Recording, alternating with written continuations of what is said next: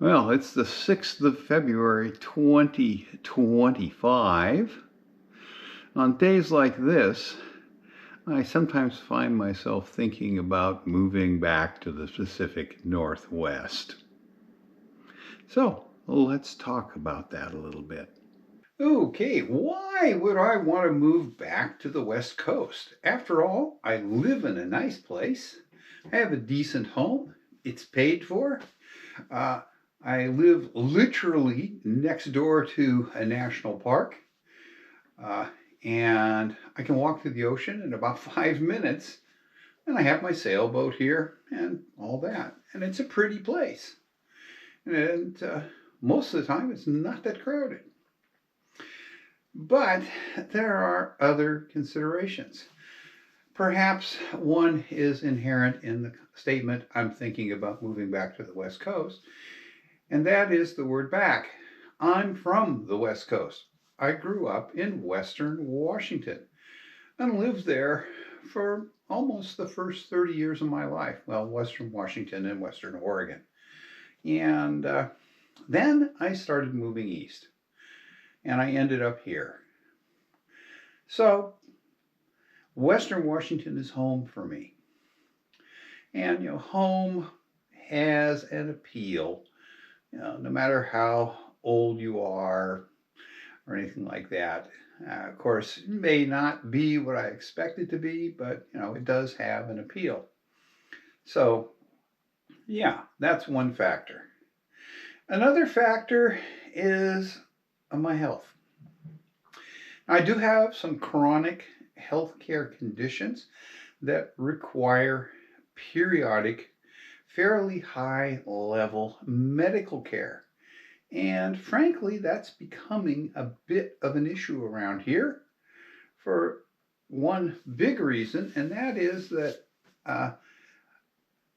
my doctors that I deal with, many of them are older than I am, and I'm not going to be working as doctors for that much longer. And heck, even my young primary care physician is, in her 60s. So, and she is young for a medical practitioner around here. So, yeah, and now that wouldn't be a problem, except that it's very difficult for them to hire new medical personnel to come here because of a couple of things. One, it's a relatively small town, rural area. The local hospital is a 25 bed. It's not a huge hospital. It doesn't have absolutely state of the art everything. And and there aren't that many people here. The year round population here is about 10,000. And for specialists, that just isn't enough. So most of the specialists here travel around to a number of small towns. And finally, the cost of living here is high. There are no rental properties because everything that's available for rental is rented out in the summer on a weekly basis for ridiculous rates. And there's just no year-round rentals. So if you move here, you have to buy a house. And you're looking at, $1 million plus. So, a young doctor, say just fresh out of a residency, isn't going to be able to afford to move here. Even, say, a young orthopedic surgeon. And they're not going to be able to practice the kind of medicine they'd really like to. So, that makes it very difficult to hire new physicians here. So I would like to move to a place that has good state-of-the-art medical care. And in Western Washington, that means Seattle. Most likely, although I could live in one of the outlying towns. And as I mentioned, Western Washington is home. Seattle is a part of it.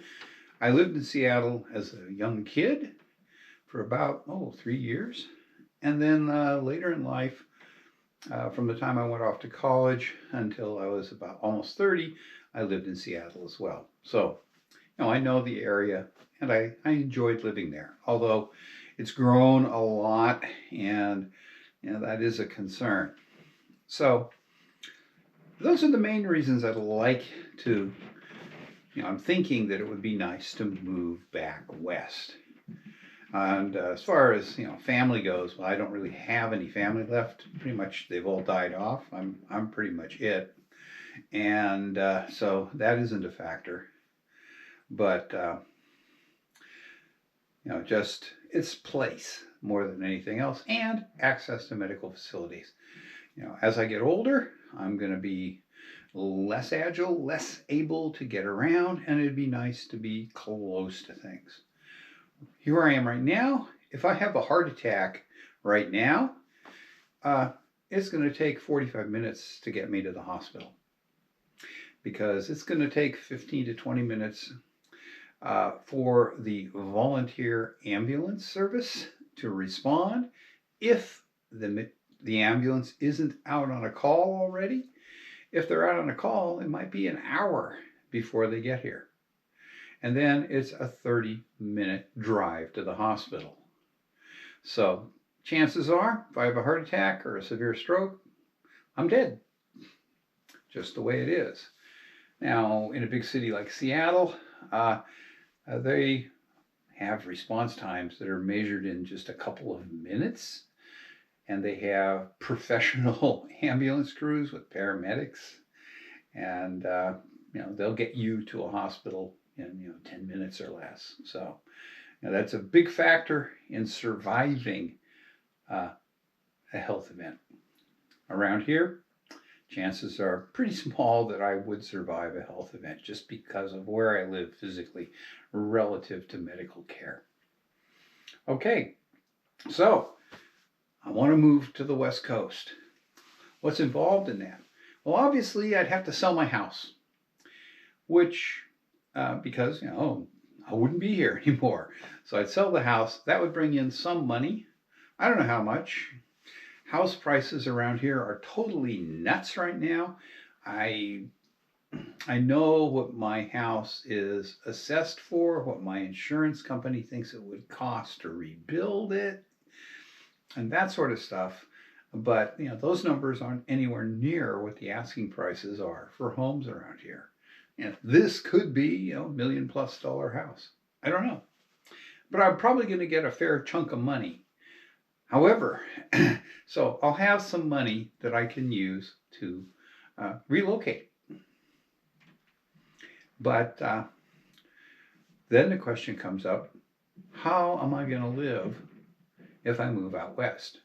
Well, there are basically two primary options. One is to buy a house of some sort, a house, a condo, or maybe at the low end, a manufactured home in a park. And the other option, of course, is to rent. Bear in mind that by the time I make this move, I'm probably going to be pretty close to 80. And I'm not keen on doing yard work now, and I expect that I'll be less keen on it then.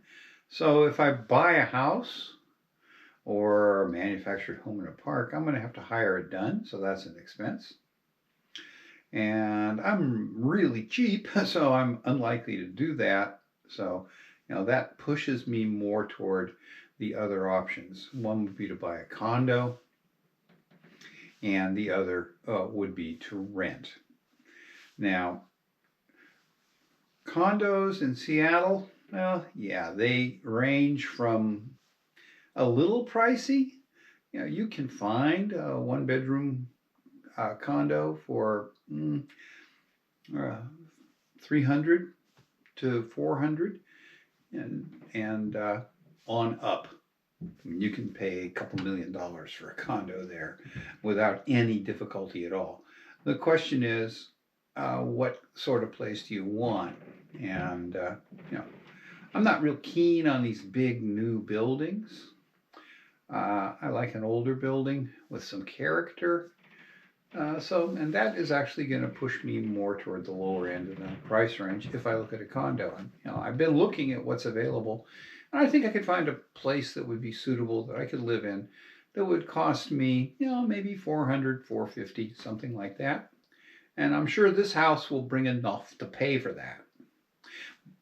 Uh, but if I buy a condo, I have a bunch of expenses after I buy it, in addition to the purchase price. If I say spend $450,000 buying a condo, that's $450,000 that I'm not going to be able to invest and generate income with.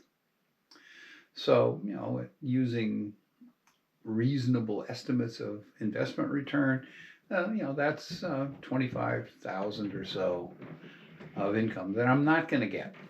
So that's a factor. Another factor is expenses of maintaining a condo.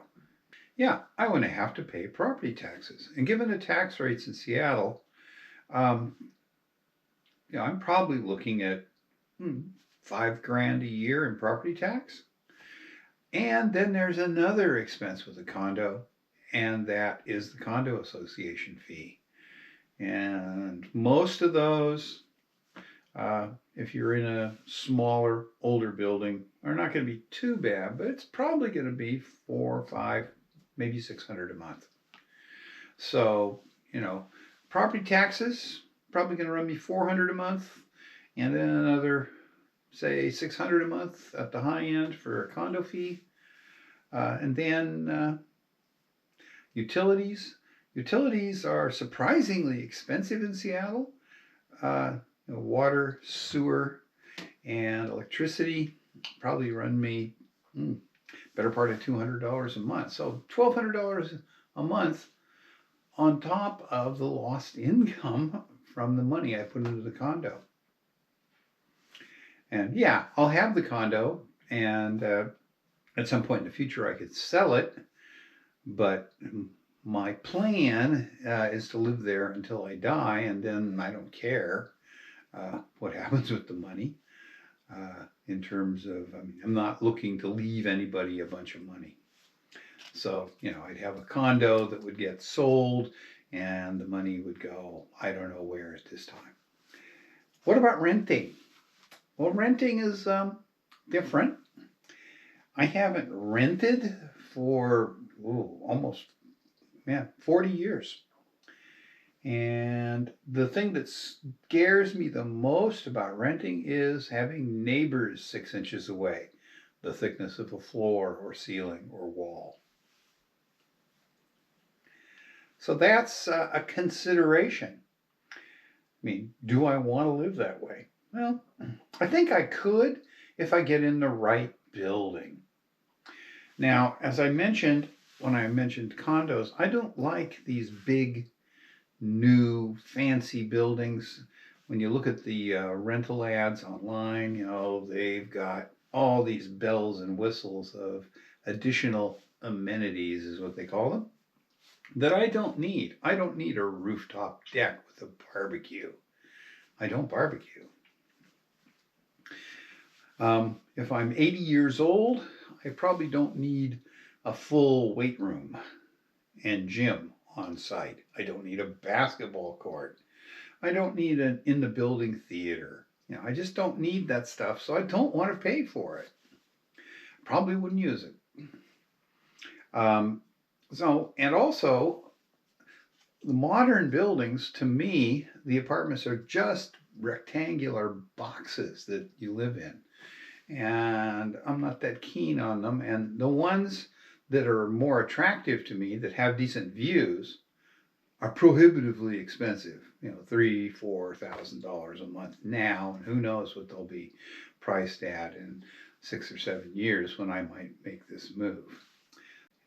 That's a lot of money. The idea of spending $40,000 to $50,000 a year for rent is just nuts to me. I'm probably, if I was to rent, I'd be looking for an older building. And Seattle has a lot of nice older buildings, 3, 4 floor buildings, maybe built in the 20s, The apartments have some character. They're not just rectangular boxes with all right angle corners.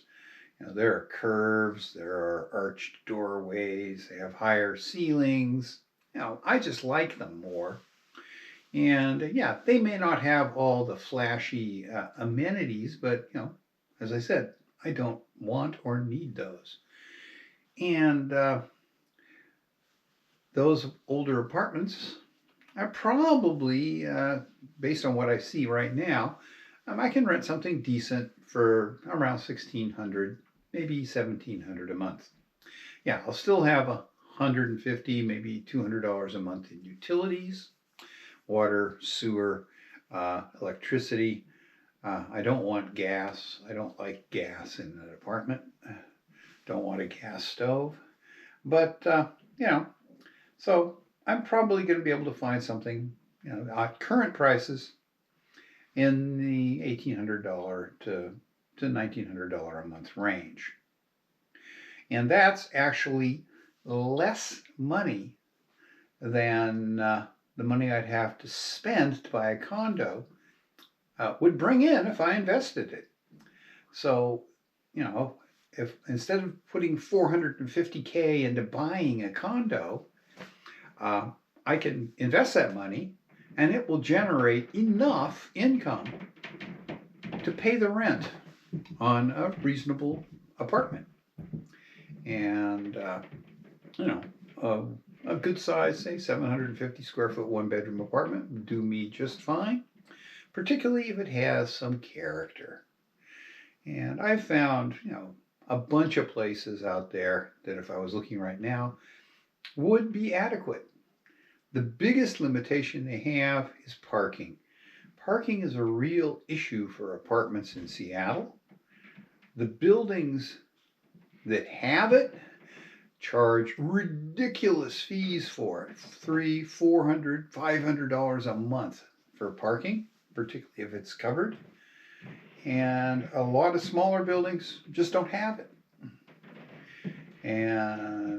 But fortunately, Seattle has a good transit system, good buses, light rail, and all that. And you can get around very easily, although you might have to walk a few blocks. And I can afford to, hire a taxi or an Uber or something like that for a grocery store trip. I can go to the grocery store, then get the taxi or Uber to come home with my stuff. So that's that is doable, and that puts me close to top flight medical care. Medical care in Seattle is as good as it gets. So yeah, so that's what I'm thinking. I might, if I was to lean more toward buying a place, I might look outside Seattle, maybe someplace like Port Townsend or Sequim. But if I'm out there, I have to maintain a car because it's necessary if you want to go into the city or anything. Although I gather they do have buses, but it's like one trip a day to go to the city. And that really puts a lot of constraints on things. So you really need a car, and a car adds to your costs. What it comes down to is that if I sell my house here, that'll bring in enough money to either invest the money and pay for my rent and basically all my living expenses out of the investment income from the house, or I can buy a condo, and I might have to take a little money out of my other income to meet the various condo expenses, homeowners insurance, condo fee, and property taxes. But I could have a car if I lived in a condo because they almost all come with garage space. So yeah, but I could afford it. I could afford either one. I'd be financially better off actually if I lived in an apartment, even though my monthly expenses for the apartment would be higher, simply because I'd have more cash on hand that I could invest and generate income with. If I have to spend $500,000 on a condo, my stable income is substantially less than if I'm able to invest what I get out of this house, let's say $750,000, just off the top of my head.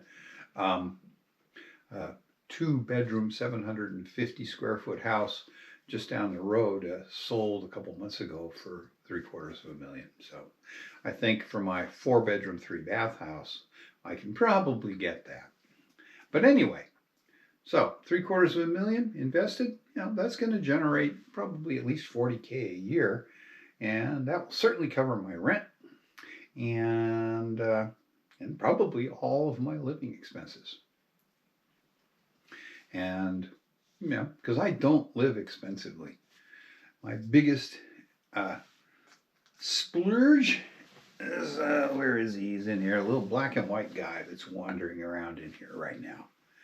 But yeah, so that's kind of what I'm thinking. That right now I'm looking at probably if I was to move back to the West Coast, I probably will sell my house here and rent a decent but not splashy apartment in Seattle in a neighborhood that I like.